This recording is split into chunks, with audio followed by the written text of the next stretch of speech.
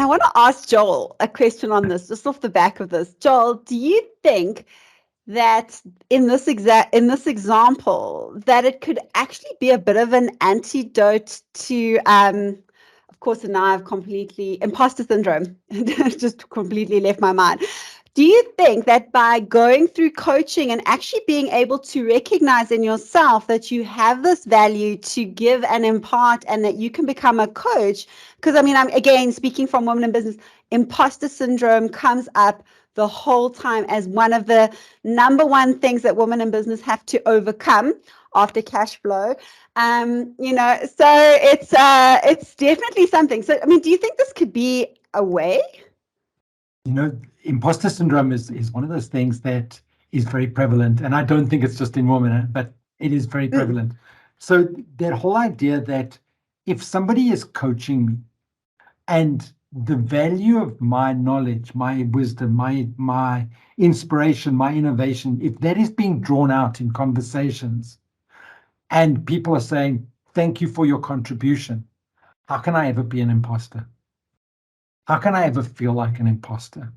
And I think that we create imposter syndrome by the way we treat people, Yes. by the way we treat them as resources, because we don't invite them into the room, into the conversation for what they can contribute. We go and we manage them for their output.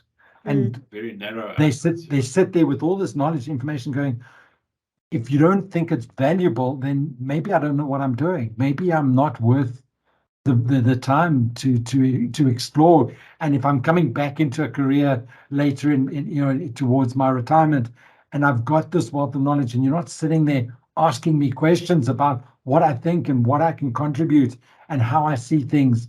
And if you're not tapping into that, I'm going to sit there and detach and disengage, because if I and feel maybe like I'm an imposter, because hey, if I've got all this information, you don't want it, then maybe it's just not valuable.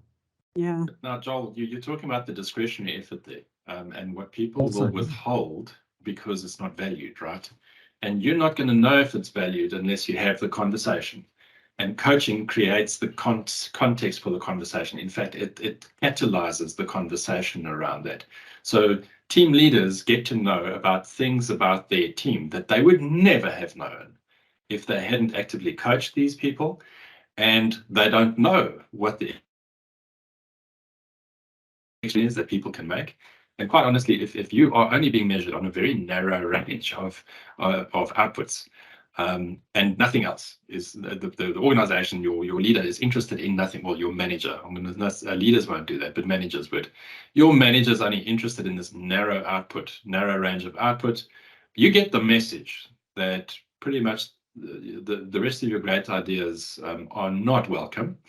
And I think it would feed into that imposter syndrome, is to say, well, good, I'll do what I do here, and my discretionary effort I'll keep for myself. I'll go get a hobby or start a business part-time or something, but it's not welcome here.